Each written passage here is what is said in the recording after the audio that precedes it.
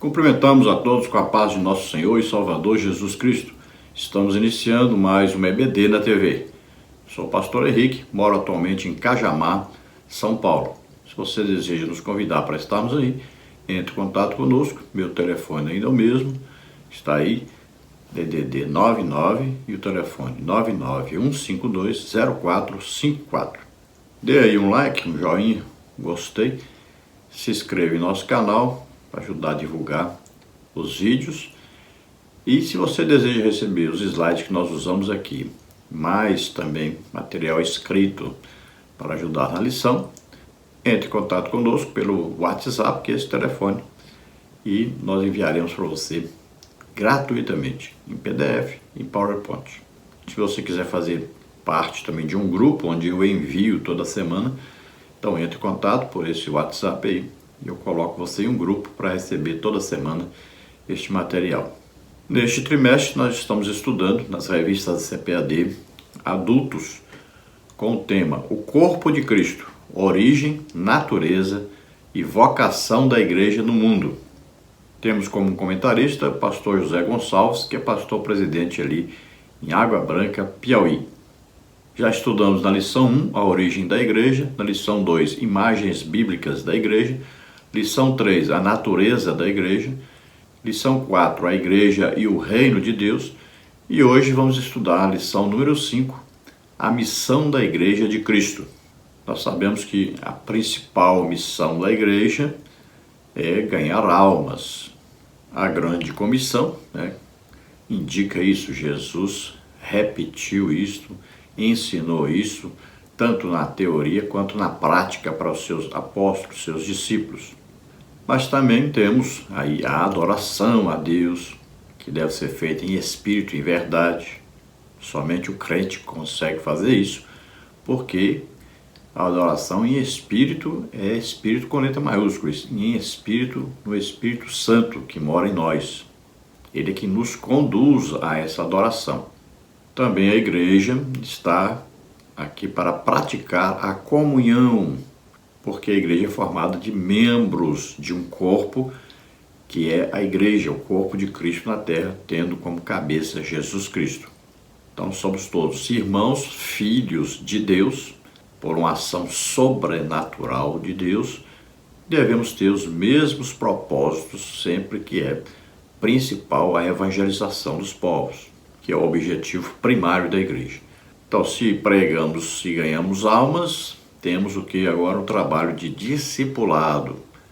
Então nós vamos visitar essas pessoas, vamos aconselhar essas pessoas, nós vamos incentivar essa pessoa, nós vamos inserir essa pessoa nos trabalhos da igreja, no dia a dia da igreja, nós vamos visitar sempre essa pessoa, vamos trazê-lo para a igreja, trazê-lo para a escola bíblica dominical e vamos treiná-lo para que ele também seja um ganhador de almas. Então ele precisa de um treinamento, precisa ser batizado nas águas, precisa ser batizado com o Espírito Santo, precisa receber dons do Espírito Santo. Então tem todo aí um treinamento. A Assembleia de Deus é a igreja que mais ganha almas, mas também é a que mais perde almas, exatamente por deficiência no discipulado, na visitação a essas pessoas, na integração dessas pessoas no corpo de Cristo, que é a igreja. Nesta lição vamos estudar os seguintes tópicos, os seguintes subtópicos. No tópico 1, pregação e instrução. Subtópico 1, proclamando as boas novas. Subtópico 2, objetivo da pregação. Subtópico 3, discipulando os convertidos. Tópico 2, adoração e edificação. Subtópico 1, uma comunidade adoradora. Subtópico 2, uma comunidade edificadora. Tópico 3, comunhão e socialização. Subtópico 1, a fé na esfera fraternal. Subtópico 2, unidade e fraternidade. Subtópico 3, a fé na esfera social. Vamos procurar então passar por todos esses tópicos e subtópicos, estudando essa importantíssima lição. No texto áureo nós temos aí Atos 2,42. E perseveravam na doutrina dos apóstolos, e na comunhão, e no partir do pão, e nas orações. Então perseveravam, então continuavam, insistiam, estavam na prática, cresciam, melhoravam, aprendiam cada vez mais. O que então? A doutrina dos apóstolos. Então, aquilo que os apóstolos aprenderam com Jesus, alguns escreveram, outros não escreveram, mas tinham uma prática, né? Tinham uma vivência, tinham uma experiência com o próprio Jesus Cristo. Então, repassavam isso para aqueles que iam, então, sendo agregados à igreja através da pregação do Evangelho e pela fé nesta pregação. Então, assim que as pessoas se convertiam, havia um engajamento ali. Eles inseriam essas pessoas no corpo de Cristo, trazendo então a oportunidade a todos de servirem a Deus, de ouvirem a palavra de Deus, de crescerem na graça e no conhecimento de Deus. Então havia comunhão, porque se comunicavam, se visitavam, havia participação na evangelização. Sempre temos falado, a evangelização é que une o povo de Deus, é que alegra o povo de Deus, sempre ganhar almas. Então estavam juntos no partir do pão, ou seja, na Santa Ceia, e não só na Santa Ceia, mas também, muitas vezes, os mais necessitados precisavam de ajuda para se alimentarem, estavam ali reunidos, estavam juntos, sempre participando das refeições comunitárias, né? Era uma coinonia. Então estavam juntos também nas orações. Olha, é importantíssimo isso, estarem juntos orando, intercedendo, buscando a presença de Deus, o poder de Deus, a ação de Deus, para que todas as pessoas sejam salvas. A verdade prática disso, como o sal fora do saleiro cumpre a sua função de salgar, assim a igreja, quando adora e discipula, testemunha das insondáveis riquezas de Cristo. Então veja, o saleiro, vamos colocar o saleiro como se fosse a igreja. Agora o sal fora da igreja, ou seja, quando se tira esse sal, se coloca esse sal em alguma coisa, ou seja, tira o crente e coloca na sociedade, né? Então ele vai salgar, ele vai temperar. Mas ele, quando estava no saleiro, né, estava ali sendo preparado pela igreja. Então ele estava adorando, havia discipulado. Então ele pode dar esse testemunho de sua vivência na igreja para outras pessoas que estão fora da igreja. Então ele vai espalhar, né, essa notícia, essa bênção, essa comunhão, essa alegria, essa felicidade de participar do corpo de Cristo. Vamos à leitura bíblica em classe, que está em Marcos, capítulo 16, versículos 14 a 20, e em Atos dos Apóstolos, capítulo 2, dos versículos 42 ao 47. Vamos ler. Marcos 16, finalmente apareceu aos 11, estando eles assentados juntamente, e lançou-lhes em rosto a sua incredulidade e dureza de coração, por não haverem crido nos que o tinham visto já ressuscitado. E disse-lhes: Ide por todo o mundo, pregai o evangelho a toda criatura. Quem crer e for batizado será salvo, mas quem não crer será condenado. E estes sinais seguirão os que crerem.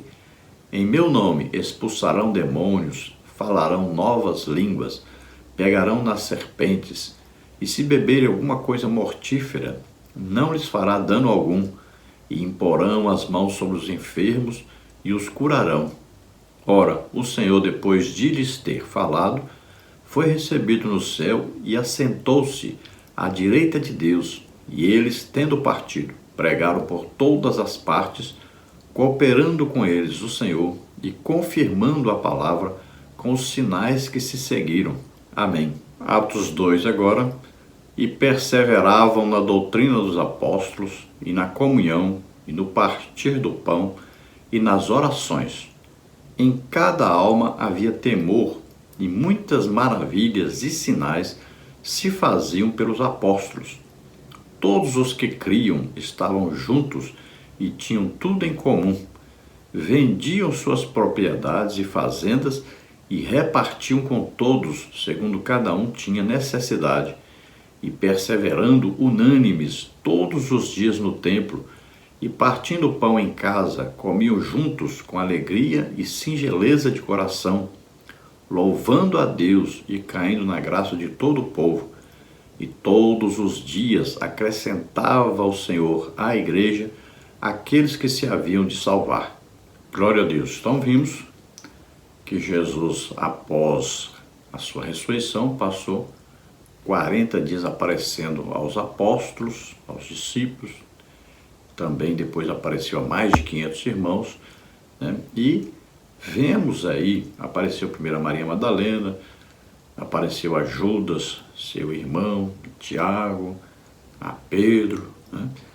E vimos aí que ele visita os apóstolos que estavam reunidos, estavam com medo de serem mortos, e ele então aparece ali no meio deles, então ele repreende-os por eles não terem crido naqueles que primeiro viram e ouviram sobre a ressurreição, né, como o caso de Maria Madalena, Pedro e João, também os 2 discípulos a caminho de Emaús.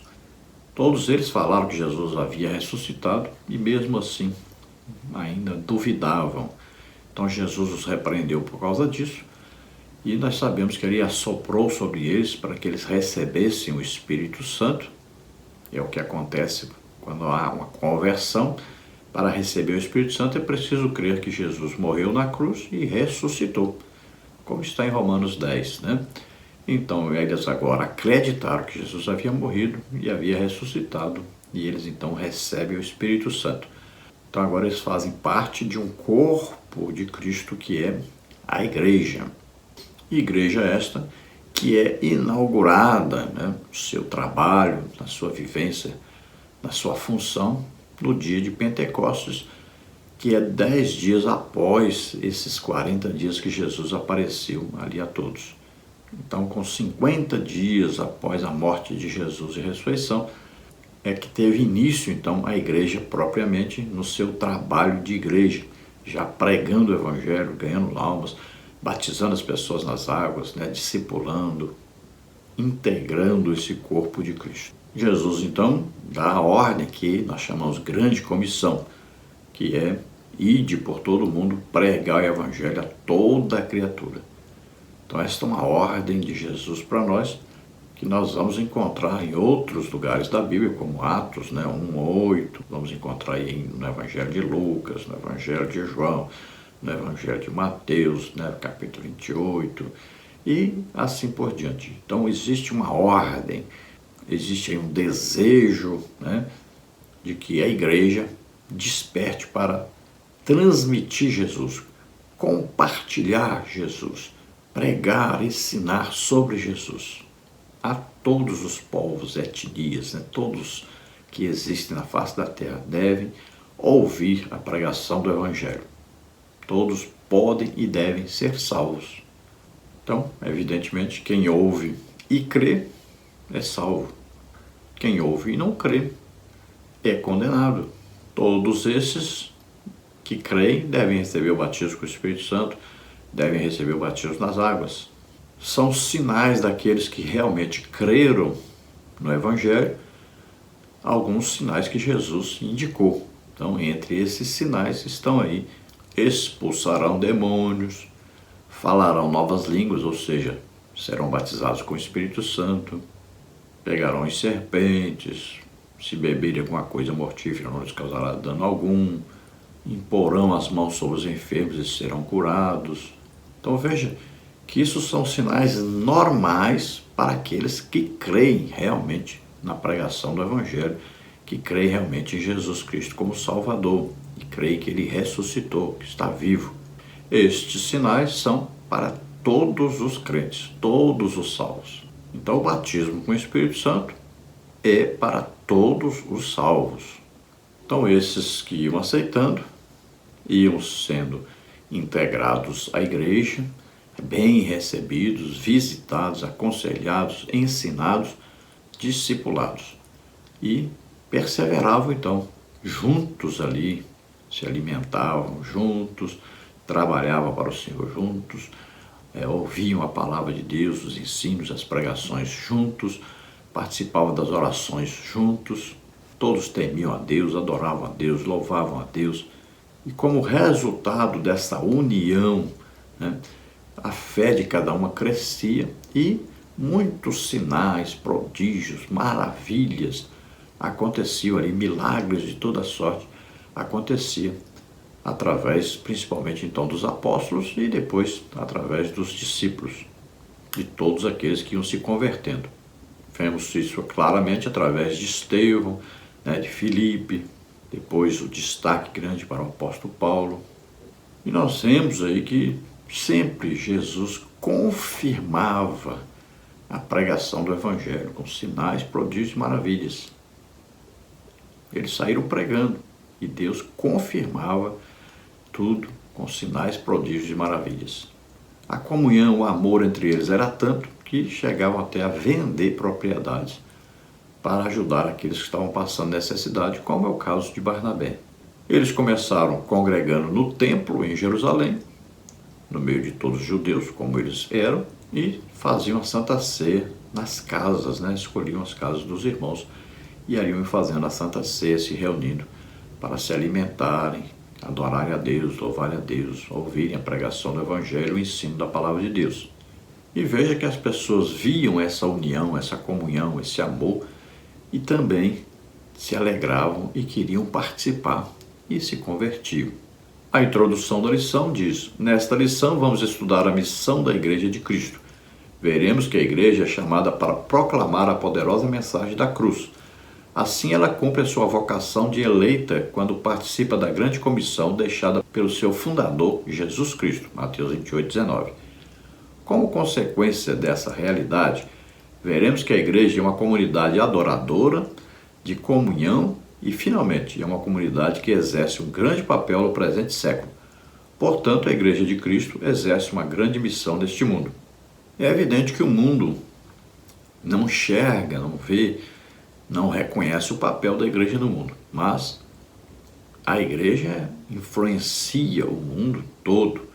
A Igreja é responsável por resplandecer a luz de Cristo, né? Transmitir Jesus Cristo, mostrar Jesus Cristo, mostrar a palavra de Deus a todos, mostrar o prumo, mostrar o que Deus quer para as suas criaturas, mostrar a verdade. Então a igreja funciona aí como sal da terra, luz do mundo. Ai do mundo se não tivesse a igreja aqui no mundo. Tanto é que durante a grande tribulação, a igreja é retirada, é levada, e o mundo entrará num caos. Terá aí um líder maligno e as pessoas o seguirão, se confundindo este com o próprio Jesus Cristo. Imagine. Virão então juízos de Deus, guerras, coisas tremendas, destruição, fome, pestes, né, doenças se alastrarão por toda parte. Será um caos a terra, as pessoas pedirão até para morrer e não será permitido. Então só então sentirão na pele a falta da igreja. Então enquanto estamos aqui, a igreja precisa pregar a todos, precisa proclamar o Evangelho, ensinar a palavra de Deus, conduzir essas pessoas a Jesus Cristo, integrá-las ao corpo de Cristo, precisa se esforçar por trabalhar muito mesmo, porque Jesus está voltando e Ele quer que nós preguemos a todos, que todos possam ser atingidos pela pregação do Evangelho, que pelo menos uma vez cada pessoa que existe ouça o Evangelho, que tenha a oportunidade de serem salvos. E não é apenas um conselho, mas uma ordem de Jesus dada a todos nós, para que preguemos a todas as criaturas. Então a igreja deve ser uma comunidade de bens, né? Uma comunidade que adora a Deus, que ouve a doutrina, que louva a Deus, que prega, que ensina, que conduz as pessoas ao batismo nas águas, batismo com o Espírito Santo, os dons espirituais. E uma igreja também que ajuda os pobres, aos necessitados. Tópico 1, pregação e instrução. Subtópico 1, proclamando as boas novas. A igreja foi fundada por Cristo, Mateus 16:18, como uma instituição para abençoar o mundo. Essa missão é exercida por meio da pregação do Evangelho. Aprove a Deus salvar os crentes pela loucura da pregação. 1 Coríntios 1:21. Após ressuscitado, o Senhor Jesus comissionou os discípulos a pregar o Evangelho. Marcos 16:14-20. Referindo-se a essa missão, Marcos usa o verbo grego kerisson, traduzido como pregar, proclamar. O sentido é de um arauto que proclama algo. Esse verbo ocorre 61 vezes no Novo Testamento. É o termo usado para mostrar João o Batista pregando no deserto da Judéia, Mateus 3:1, e Jesus Cristo quando começou a pregar, Mateus 4:17. Então Jesus se referiu à igreja, em Mateus 16, e a igreja teve o seu início prático, eficiente e visível em Atos capítulo 2. Então foi criada como uma instituição para abençoar o mundo, tanto na pregação do Evangelho quanto na adoração a Deus, no louvor a Deus, no discipulado, na comunhão. Então a principal missão da igreja é a pregação do Evangelho, o ensino do Evangelho a todos. Veja que Jesus ensinava, pregava e curava a todos. Então os benefícios são para o espírito, para a alma e para o corpo. De que maneira, então, Deus vai salvar os homens? Através, então, da pregação do Evangelho. Todo aquele que crê na pregação do Evangelho é salvo. Está escrito aí, na carta do apóstolo Paulo aos Efésios, capítulo 1, versículo 13, que fala exatamente sobre isso. Então, prega-se o Evangelho, aquele que crê nessa pregação recebe o Espírito Santo, está salvo. Jesus não só mandou pregar o Evangelho, como também comissionou, ou seja, equipou essas pessoas para pregar o Evangelho através, então, da ação sobrenatural do Espírito Santo, principalmente através dos dons do Espírito Santo. Então, aí, pregar, proclamar, transmitir com ânimo, com fé, tudo isso tem a ver com a palavra pregar. Veja que João Batista, o precursor do Messias, aquele que veio preparar o caminho do Messias, pregava no deserto, Então ele ali estava transmitindo a palavra de Deus, a vontade de Deus aos homens para que eles se arrependessem, para que eles estivessem prontos para o Messias seria manifestado e eles deveriam crer naquilo que estava escrito sobre o Messias e o receber como Messias. Então a mesma palavra indicando que João Batista pregava também indica que Jesus pregava. E Jesus começou o ministério pregando a mesma mensagem que João Batista pregava, a mensagem de arrependimento de pecados. Mensagem que já vai sumindo dos púlpitos da igreja, infelizmente, mas é a principal mensagem do Evangelho, é arrependei-vos e crede no Evangelho. Subtópico 2, o objeto da pregação. Outro termo usado com muita frequência no Novo Testamento para se referir à grande comissão da igreja é euangelizou. Esse verbo ocorre 54 vezes no Novo Testamento e o seu sentido é o de trazer as boas novas, pregar as boas novas. Nesse aspecto, o objeto das boas novas não se refere a alguma coisa, mas a alguém, a uma pessoa. Nesse sentido, os cristãos primitivos não cessavam de ensinar e de anunciar a Jesus Cristo. Atos 5:42. Pregar a Jesus Cristo não é pregar uma coisa ou uma mensagem subjetiva, mas proclamar ao mundo caído que ele está vivo e pronto para salvar. Pregar a mensagem da cruz é anunciar o Evangelho do Reino de Deus revelado em Cristo. Atos 8:12. Então veja o Evangelho, a pregação das boas novas. E essa pregação tem que ser a respeito de Jesus Cristo. Essa pregação, nós vamos mostrar Jesus Cristo ao mundo. Veja bem, nós temos que estar vivendo em comunhão íntima com Jesus Cristo para mostrarmos isso ao mundo. Então é uma comunhão, é uma vivência, é uma intimidade, é estarmos realmente com uma pessoa viva do nosso lado, nos ajudando a pregar. Na verdade, Jesus deve estar de tal maneira em nós que ele estará continuando a fazer o mesmo que ele fazia antes, pregando, ensinando, curando a todos através de nós. Então nós devemos representar totalmente Jesus Cristo, para que as pessoas conheçam Jesus Cristo através de nós. Esta é a legítima, verdadeira pregação do Evangelho.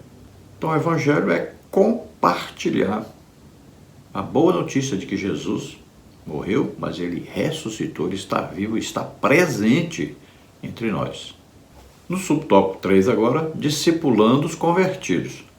Pregar e proclamar é levar a palavra de Deus aos que estão do lado de fora da igreja, enquanto que discipular é instruir os que estão do lado de dentro. O verbo discipular, do grego maphitou, ocorre somente 4 vezes no Novo Testamento, enquanto o substantivo discípulo, maphetes, ocorre 261 vezes. O sentido é o de alguém instruído ou treinado em alguma coisa. É o termo usado em Mateus 28:19 para designar a grande comissão. Ide, ensinai todas as nações. Na verdade, Jesus estava dizendo, ide e discipulai. A igreja não é formada apenas por crentes, a igreja é formada por discípulos. Alguém pode estar na igreja local sem, contudo, ser um discípulo. Este é alguém que é capaz de reproduzir e passar para outrem o que aprendeu e vive por meio de Cristo Jesus. Então veja, quando nós vamos ensinar, pregar fora da igreja para as pessoas que não são crentes ainda, então esse é o Evangelho transmitido fora, ali do prédio igreja. Não fora da igreja, invisível, porque a igreja está em toda parte ao mesmo tempo, no mundo inteiro. A igreja está presente através de todos os crentes, todos os salvos. Mas fora do prédio que nós chamamos ali igreja, a igreja está lá, ensinando, pregando o Evangelho, ganhando almas. Agora, o discipulado já é dentro, Então nós vamos trazer para dentro da igreja, para a escola bíblica dominical principalmente, para os cultos de doutrina, para todos os cultos, onde ele vai ouvir o ensino e vai ouvir a pregação do Evangelho, e onde ele vai receber instrução também para que ele possa, lá fora, evangelizar também, pregar, ensinar, ganhar almas, trazê-los para a igreja, aqui falando de prédio, igreja, para que essa pessoa também aprenda e depois saia pregando também, trazendo pessoas. Então, é um treinamento, uma vivência. A pessoa precisa aprender a viver com Cristo e em Cristo. Não é só uma coisa, pregar a respeito de alguma coisa, falar a respeito de alguma coisa, não. É falar aquilo que vive, é compartilhar com o outro aquilo que recebeu. É a presença de Jesus Cristo através do Espírito Santo. Então a igreja é formada por discípulos, várias pessoas que estão sempre aprendendo a respeito de Jesus, estão sempre crescendo na graça e no conhecimento, tanto da palavra de Deus, que é o próprio Jesus vivo, quanto realmente com Jesus presente em nossa vida. É uma pessoa presente, atuante. Jesus continua ensinando, pregando, curando a todos, como sempre fez, agora através de nós. Então nós vamos reproduzir, ou seja, vamos representar, vamos dar lugar, vamos ser instrumentos de Jesus Cristo para ensinar, para pregar, para curar a todos. Todos nós somos canais de Deus na terra. Todos nós devemos permitir, dar lugar ao Espírito Santo para que ele age através de nós. Assim Jesus continuará fazendo aquilo que sempre fez, ensinando, pregando, curando a todos. Tópico 2, adoração e edificação. Subtópico 1, uma comunidade adoradora. No contexto bíblico, a adoração significa dar a glória que é devida somente a Deus. É tirar a atenção de nós mesmos para centrarmos unicamente no Senhor. Mateus 4:10. A adoração tem a ver com o nosso serviço a Deus. Não é algo que se faz apenas no momento do culto público ou privativamente. Tem a ver com a nossa maneira de ser, agir, viver. É viver a vida para Deus. Esse é o sentido do termo grego latria, traduzido como adorar. O apóstolo Paulo roga à igreja que apresente a Deus o seu corpo em sacrifício vivo, santo e agradável a Deus, que é o vosso culto racional. Romanos 12:1. A palavra culto nesse texto traduz o termo grego latria, traduzido como adorar. O sentido é o de um serviço prestado a Deus de forma consciente e integral. É viver totalmente para o Senhor. A adoração, então, é a prestação de um serviço a Deus e muito mais do que isso. É dar a vida, entregar totalmente a vida a Deus. É o que fez Abel.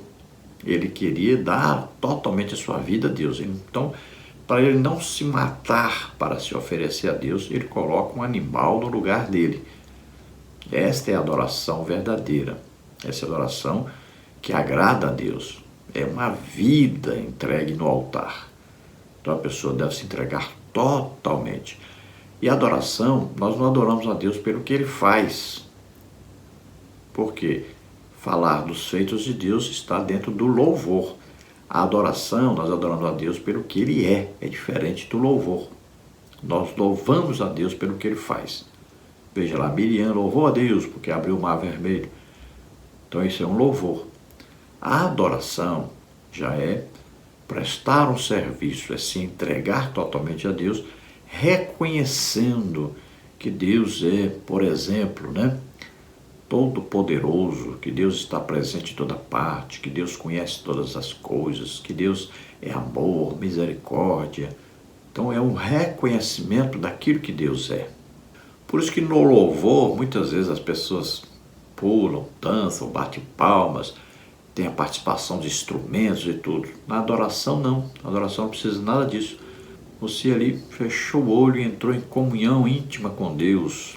Nós temos o Espírito Santo dentro de nós, que nos conduz a uma elevada posição, a posição de filhos de Deus, de intimidade com Deus.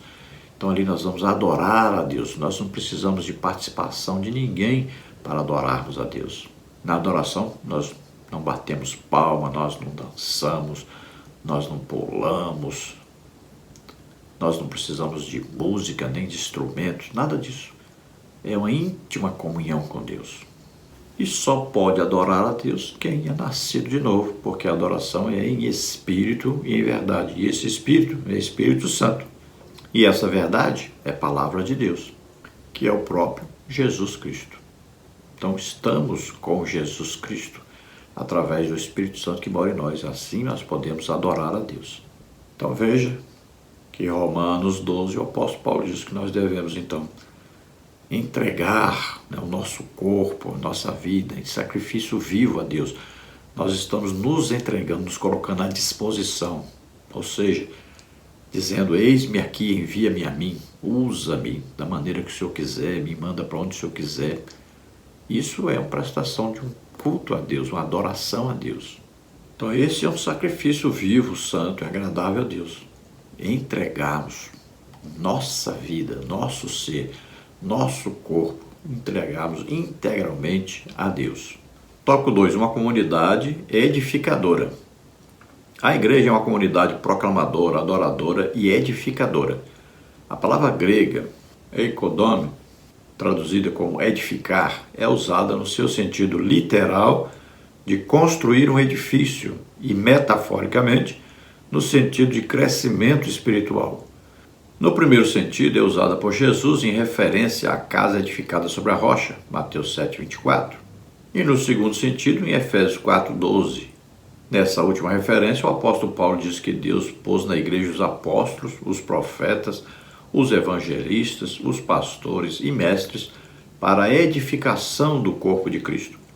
Este, por exemplo, é o objetivo dos dons espirituais, trazer edificação à igreja. 1 Coríntios 14:3. Assim, quem fala em línguas em público sem interpretação, edifica-se a si mesmo. 1 Coríntios 14:4. Contudo, não edifica a igreja que não entendeu o que foi dito. 1 Coríntios 14:5. Dessa forma, o apóstolo Paulo exorta os crentes a buscarem a edificar uns aos outros. 1 Tessalonicenses 5:11. Então, a palavra edificar, ela tem os dois sentidos. Edificar, construir um prédio, edificar. Quando Jesus fala edificar a igreja, ele está construindo um prédio espiritual. Pedro fala sobre isso e diz que cada um de nós somos, cada uma pedrinha nessa construção, nesse edifício de Deus, uma pedra espiritual. Quando se fala, então, metaforicamente, está dizendo que edificar significa colocar em crescimento, dar desenvolvimento. Aí está envolvido o ensino, a pregação, a oração, a intercessão, o discipulado, né? Então, produzir crescimento. Para isso existem os ministérios. Paulo diz claramente que você deve crer na palavra de Deus, né? A igreja tem apóstolos, tem profetas, tem evangelistas, tem pastor e tem mestre. Cuidado para você achar que não tem, mas tem. São ministérios sobrenaturais, não são eclesiásticos, né? Não são homens que escolhem alguém para ser um profeta, para ser um apóstolo, né? Para ser um evangelista nesse caso aí, um pastor nesse caso aí, ou um mestre nesse caso aí. São ministérios sobrenaturais, não são escolhidos por homens. É Jesus Cristo que escolhe e coloca na igreja. Muitas vezes a pessoa tem um ministério desse e nem diácono não é na igreja. E o Espírito Santo capacita os crentes com dons espirituais. Os dons servem para a edificação e para também pregação do Evangelho, porque é a demonstração de que Jesus está vivo fazendo milagres, né? Sinais, prodígios, maravilhas. E as pessoas se convertem quando veem isso. Mas na igreja, falando assim, prédio, né? Então os dons são usados para edificar, ou seja, para revelar Jesus, mostrar Jesus às pessoas, para que eles sejam edificados, fortalecidos, creiam que realmente Jesus está vivo em nosso meio. E é claro e evidente que os dons trazem benefícios também físicos, né? Nas curas, nos milagres. Quanto ao falar em línguas, veja bem, às vezes nós queremos colocar uma coisa que nós entendemos, fomos ensinados, não compreendemos claramente. Mas veja bem, falar em línguas na igreja, quando é a língua do batismo com o Espírito Santo, aquela primeira língua que se recebe, esta linguagem é para a oração. Paulo explica sobre isso em 1 Coríntios 14. Ninguém entende, só Deus que entende.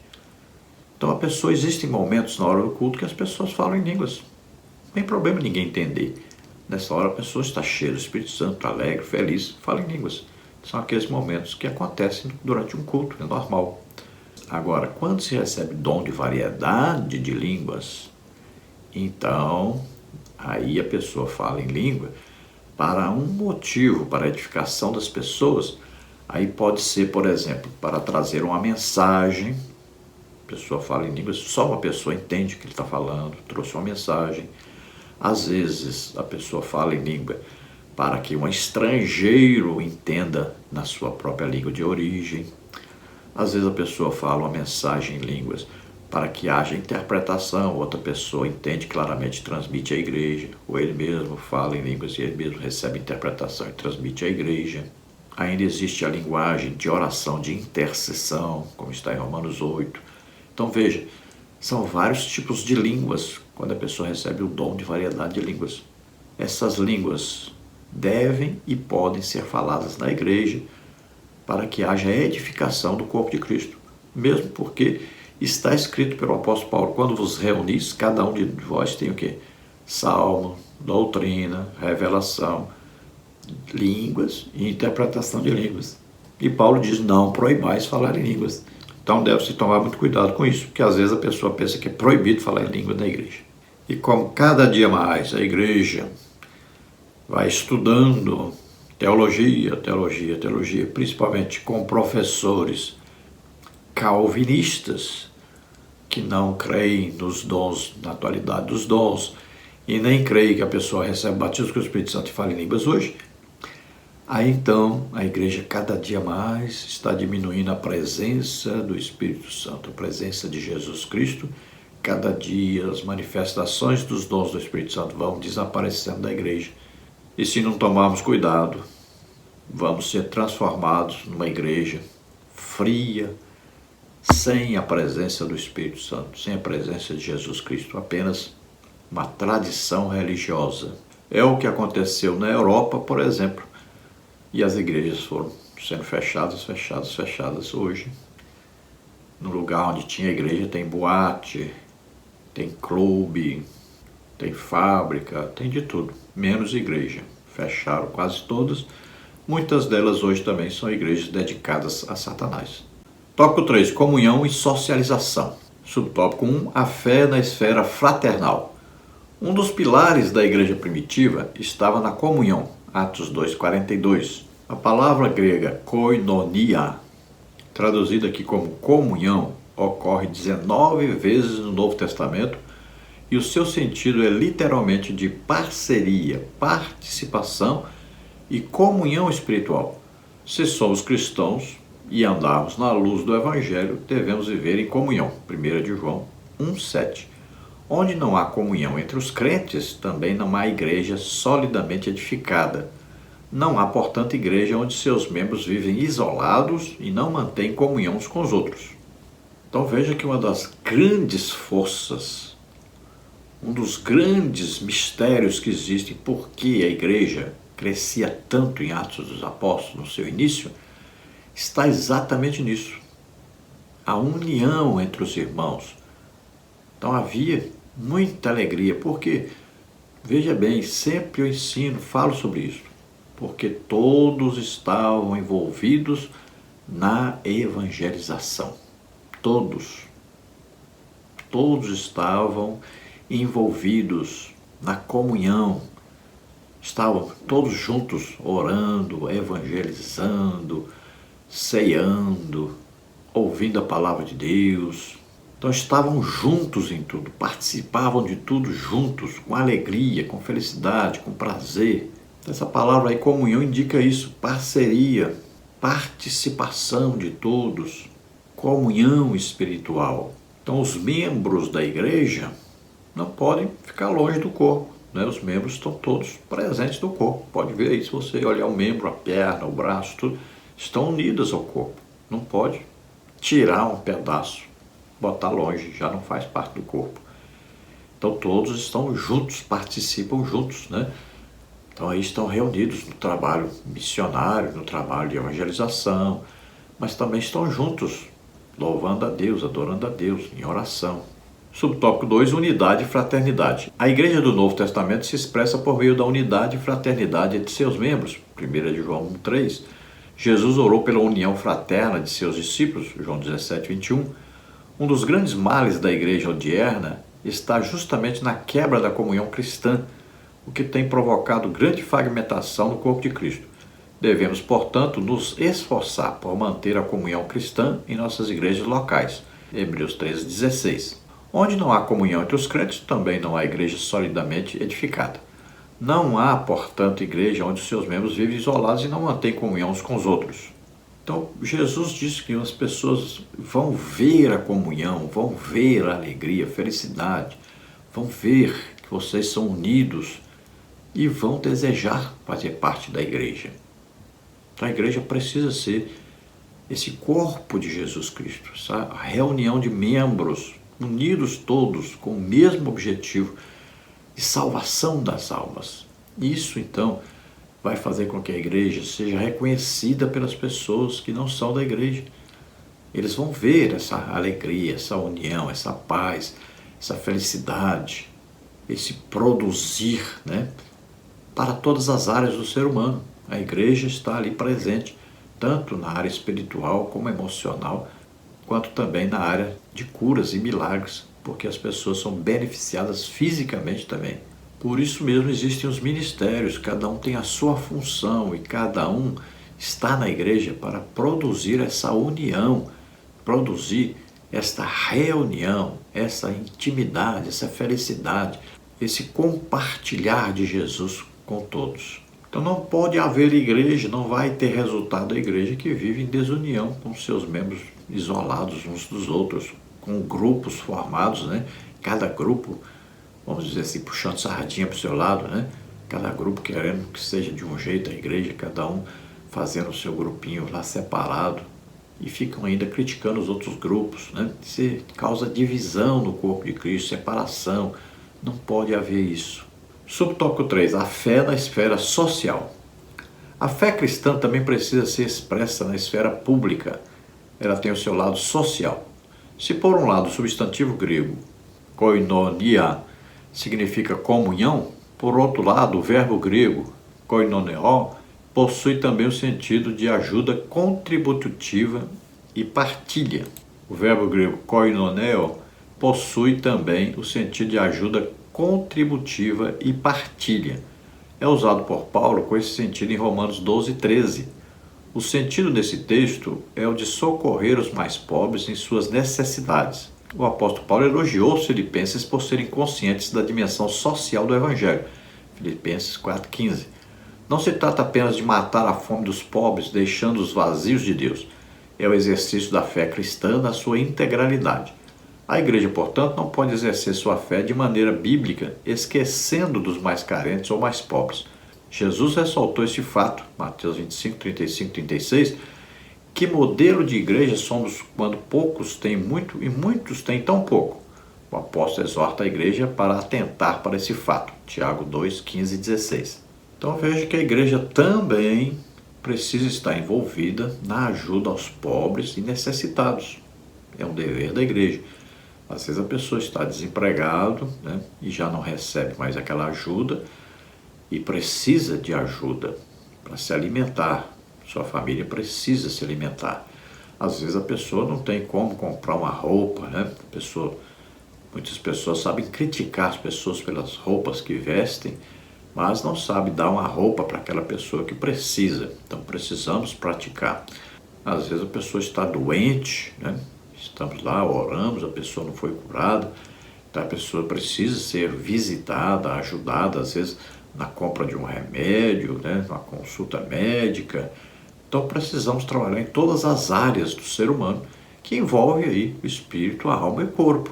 Veja que Barnabé foi capaz de vender sua propriedade para ajudar os necessitados. E lá diz que ninguém estava rico demais sobrando e ninguém também estava passando fome. Veja bem, todos estavam tendo como viver, como conviver uns com os outros e como sobreviver. O apóstolo Paulo, ele foi sustentado pelas igrejas. E ele destaca a igreja de Filipos. Então os filipenses foram mais ainda felizes, né, em ajudar o apóstolo Paulo na sua alimentação, no seu vestuário e também sendo visitado por um representante seu. Agora, claro, não devemos incorrer no erro de apenas alimentarmos as pessoas e não pregarmos o evangelho para essas pessoas. Que o mais importante é serem salvos, mas também é importante que sejam cuidados pela igreja. Então o amor deve ser manifesto para ajudar as pessoas em todas as áreas do ser humano. Na área espiritual, emocional e também na área que atinge o corpo, né? O corpo precisa de comida, precisa de saúde, precisa de cura. Conclusão, vimos que a Igreja de Cristo tem uma grande missão aqui na Terra. Ela foi chamada para ser sal e luz. Como sal, ela salgará o mundo com a mensagem da cruz em uma sociedade que está corrompida pelo engano do pecado. Como luz, ela resplandecerá nas densas trevas que cobrem o mundo sem Deus. Ao mostrar Jesus Cristo ao mundo perdido, produzir discípulos e transformá-los em adoradores, a igreja cumpre com a missão para a qual foi chamada. Então a igreja sempre deve se comportar como sal e luz. Então ela prega o evangelho, mas também ela reflete a luz de Jesus Cristo. Também ela mostra a alegria, a felicidade de pertencer ao corpo de Cristo, de estar em intimidade com Jesus Cristo. Então ela mostra Jesus, ela revela Jesus ao mundo. E é claro que as pessoas têm as suas necessidades, tanto na área espiritual, quanto na área emocional, quanto na área física. Então a igreja tem o dever de trazer essas pessoas que se convertem, conviver com essas pessoas, né? Precisa envolver essas pessoas no trabalho da igreja, aí nos corais, né? Na evangelização, para que essas pessoas, sendo discipuladas, se tornem também adoradores de Deus e que aprendam também a evangelizar e ganhar almas. Vamos orar agora. Se você acredita que Jesus Cristo veio, nasceu como homem na terra, viveu como homem, tomou sobre ele os nossos pecados, doenças, enfermidades, maldições, tudo que nos era contrário, morreu em nosso lugar ali, o juízo que era para nós que pecamos, ele pegou sobre ele e ele ressuscitou. Você crê nisso? Você é salvo agora, você recebe o Espírito Santo agora, se torna filho de Deus agora. Todos os seus pecados são perdoados agora. Vamos orar. Se você está doente, você está enfermo, creia, Jesus Cristo te cura agora. Ele está aqui, está presente, está vivo, ele cura você. Vamos orar. Pai, em nome de Jesus, ó Senhor, recebe por filhos esses agora que se chegam a Ti, estão agora se arrependendo dos seus pecados, estão confessando a Ti os seus pecados, pedindo perdão. Eles creem que Jesus Cristo, Teu Filho, veio como homem, nasceu, viveu como homem, levou sobre Ele todos os males e sofreu sobre Ele o nosso juízo. Morreu em nosso lugar e ressuscitou. Ó Senhor, toma por filhos agora, concede a eles o Espírito Santo, capacita para fazer a grande obra para Ti. A graça te forstará, a grande estar luz fosse estarem. Oh, Deus maravilhoso, vem estar com essas pessoas, presente na vida deles, usando-os poderosamente na pregação do Evangelho. Oh, Senhor, em nome de Jesus, esses que estão doentes, estão enfermos agora, eu ministro sobre eles a Tua cura. Toca, Senhor, toca neles agora, solta. Toda doença, toda enfermidade vai saindo em nome de Jesus, solta. Toca, Senhor, neles agora, solta em nome de Jesus. Toca, Jesus, toca neles e cura totalmente. Glória a Deus, aleluia. Esperamos ter ajudado os irmãos. Lembramos os irmãos, se você deseja receber os slides que nós colocamos aqui, mais estudos escritos a respeito da lição, entre em contato conosco, o telefone 9999-1520454 e eu envio para você gratuitamente PDF e PowerPoint. Se você deseja nos ajudar, eu não sou pastor de igreja, não dirijo igreja e também não sou aposentado.